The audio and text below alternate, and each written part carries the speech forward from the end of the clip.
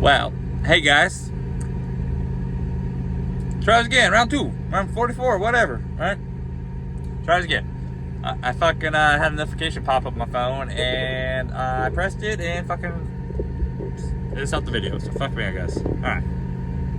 Sitting in a weird spot because Castellan right here is being all soft and cuddly, and he's a good boy. He just loves it when I sit here because he immediately goes right there or here to his orange blanket. Alright, so left off in Florida. Although by the time you guys see this video, you already know I deadheaded out of Florida. Yeah, I don't count that deadhead though. I count that as I paid. In permission to just fuel costs, I paid out of pocket to reposition the truck from Florida to Texas. At the time I did that, mid decision, I needed to grab stickers for the truck, some new stickers, and there's one other thing I need. Oh, I need to pick up something, right? I didn't have a load at the time. There was no fucking load that I was heading to.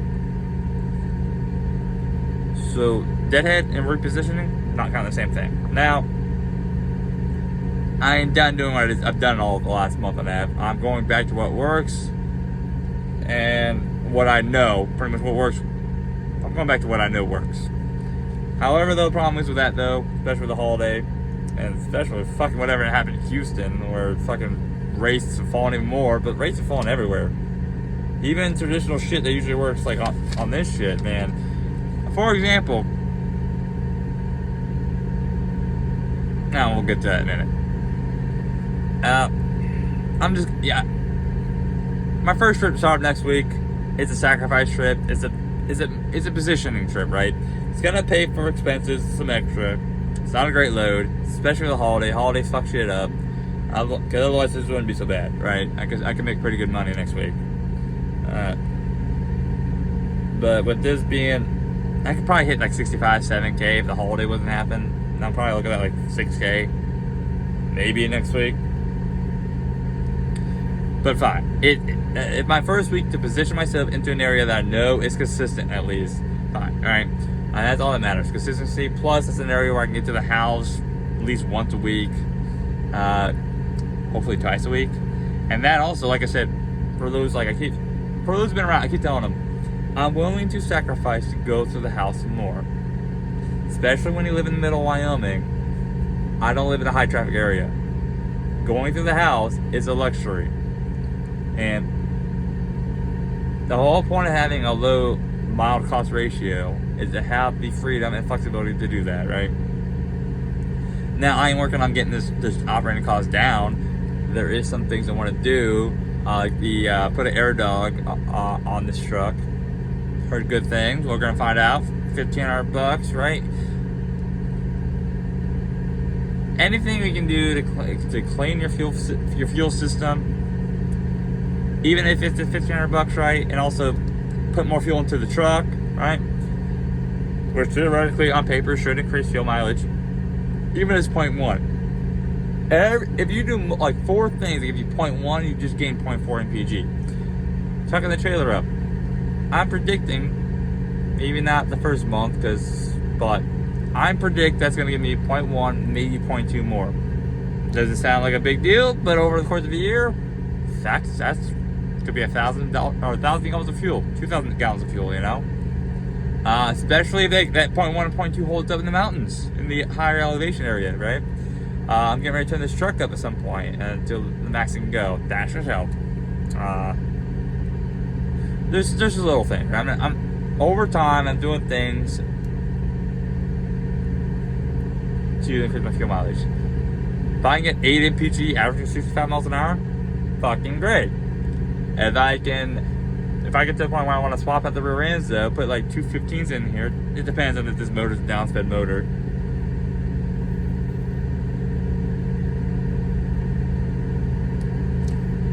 Okay, whatever. I'll just fucking respond to him later.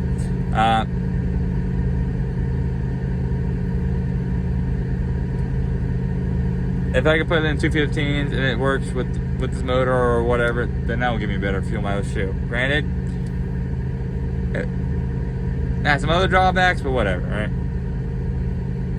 Alright, so let's get into this week.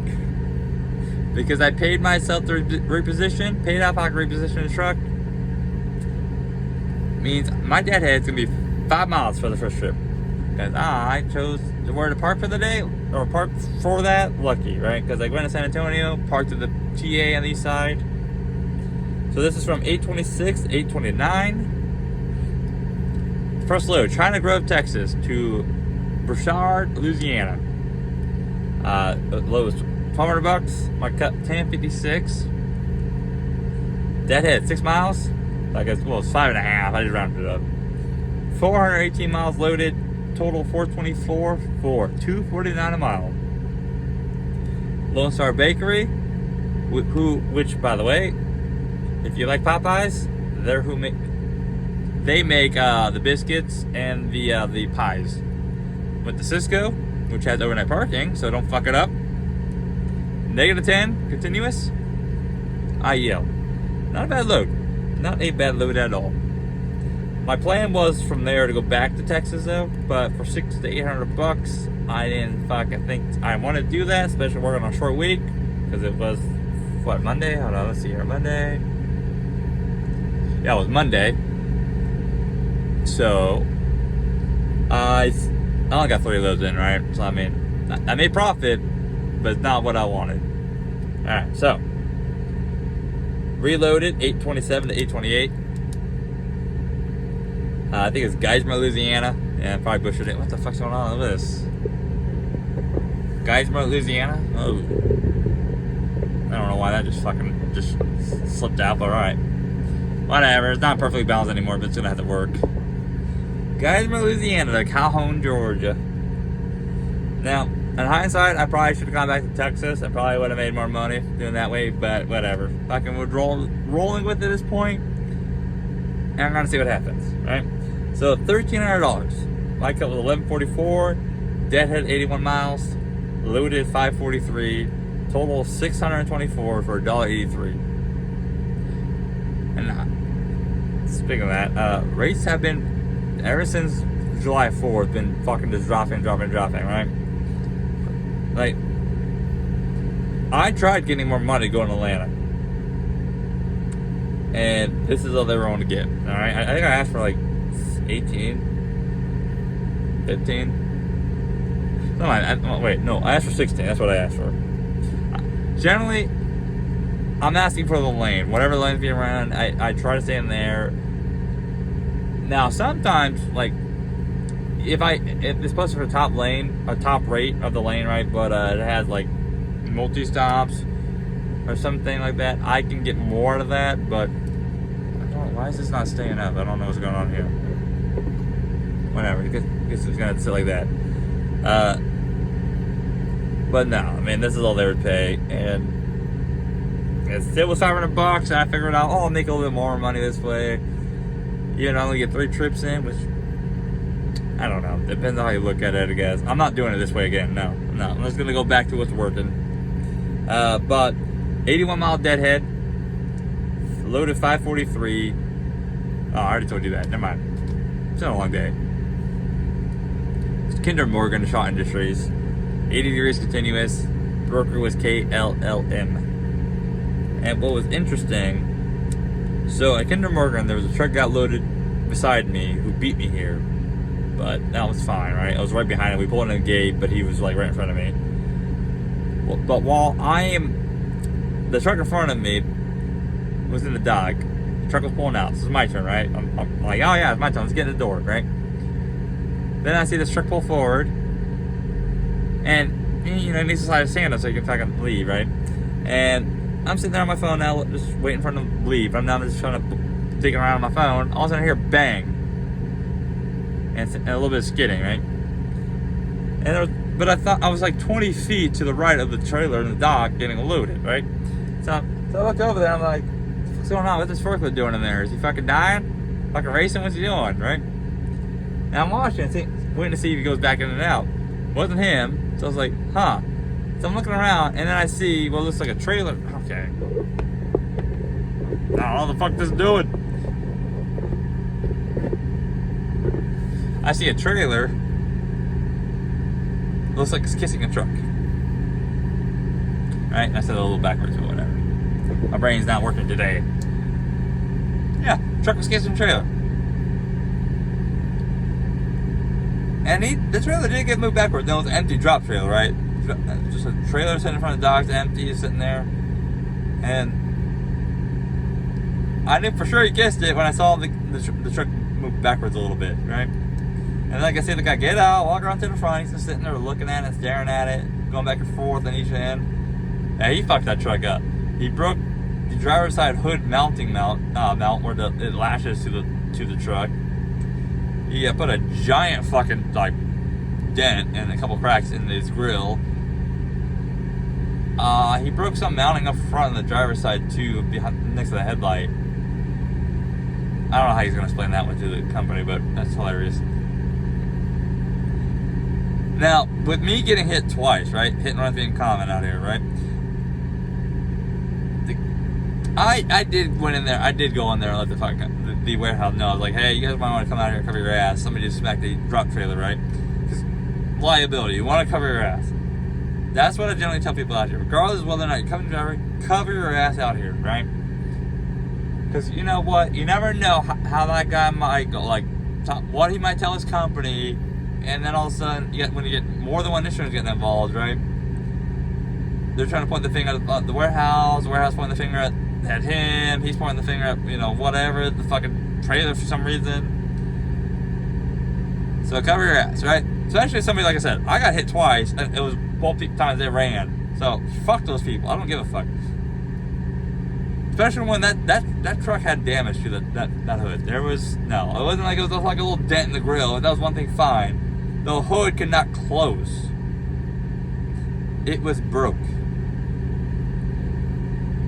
And that dude literally drove out of there too after they let him go, and this is why I said cover your ass, okay? Because when I went in and told them, they got come out, and then the manager came out too. And these guys like, no, I just tapped the trailer. It's fine. It's fine. Meanwhile, his fucking hood can't close. Honestly, it's not fucking fine. You got over $1,000 damage. A hood on that truck is $5,000.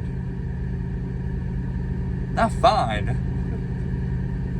Alright, but yeah, it just made it a fucking mess. I was supposed to get in his dock. I had to wait till the guy next to me to get out, but whatever, it's been an easy bag. Then I found this load, which this still paid more than getting a load going out of Atlanta. But I know it's fucking dog shit too, man. My original plan to come to Atlanta, right? Because I'm trying to get up into the upper Midwest again. That's my goal. That's where I'm fucking going, right? I just didn't want to sacrifice too much. In hindsight, I probably should have said, fuck 1 week, get myself up there, and just make up for it next week or two, right? Planning on going to Ohio or Michigan, because it's Wednesday, and then get load up there for Thursday day run, the Thursday to Friday, something like that. My plan, right? And I could have probably got based on current rates, especially out of that area. Like I said, rates since fucking 4th of July have gone to shit. They have fucking way down. And probably looking at 1,700. Well, really looking at fucking 1,400 to 1,800, depending on where it's going, who the broker is. Because depending on the broker, that alone determines how much more money you get too. Honestly, conspiracy tinfoil hat on right now. It kind of looks like brokers are kind of teaming up together have to fucking put just to drop the rates, push more capacity out, especially with it being the time of year where the rates are usually going back up. I don't know. I don't really fucking buy in all the way on that shit, but it's not as simple as brokers trying to fuck you over, but it's not as simple as they're not. There's more than one. It's multiple faceted is what that is, right? But I found a load, Decatur, Alabama, Dayton, Texas, okay? This is from 828 to 829, right? $1,400. My cut was $1,232. Dead at 146 miles. It's 14 gallons, right? I'm empty. It's what the fuck ever. 720 loaded miles, 866 total miles, $1.42. in Dayton, Texas. And also, unbeknownst to me at the time, I did not realize Houston was fucking dog shit. Otherwise I would not have done this. I would not have done this. No, this was fucking awful. So what it was is big heart pet brands, right? Going to Sam's DC and Dayton's Houston, East of 99. Pretty much just straight north of, straight north of fucking Baytown, but slightly to the east of 99. But it's only like 30 miles north of Baytown. But I picked up Meow-Mix. Fucking stupid ass 40,200 of Meow-Mix. It was a dry load though, so there's that. You know, I didn't burn any reefer. And the Brook was Scotland. Done so many Scotland loads, man. So many. Yeah. I learned some lessons this week. Kind of miscalculated a little bit. Part of that is repositioning the truck, but I would not have made this money going to Florida. Like I said, honestly, with hindsight, should have just sat the rest of the week in Memphis. At that point, it's Wednesday, sit there fucking until Friday, grab a load over the weekend. So instead of having one bad week, I'm gonna have 2 bad weeks, but whatever. Hi, Cat. What are you doing? No, next week's not gonna start off great because Labor Day, but it is what it is. I should still be able to hit 65, depends. It's probably gonna be closer to 6. If I had to guess, based on experience right now, 57 to 62, right in that area right now. Salt Lake's doing great right now. Like, the fucking race coming out of Salt Lake, great. So I do get that going for me. Yeah. There's that. Okay. Alright. I'm gonna go be an idiot again next week, so you guys stay safe out there. Catch you next time. Bye.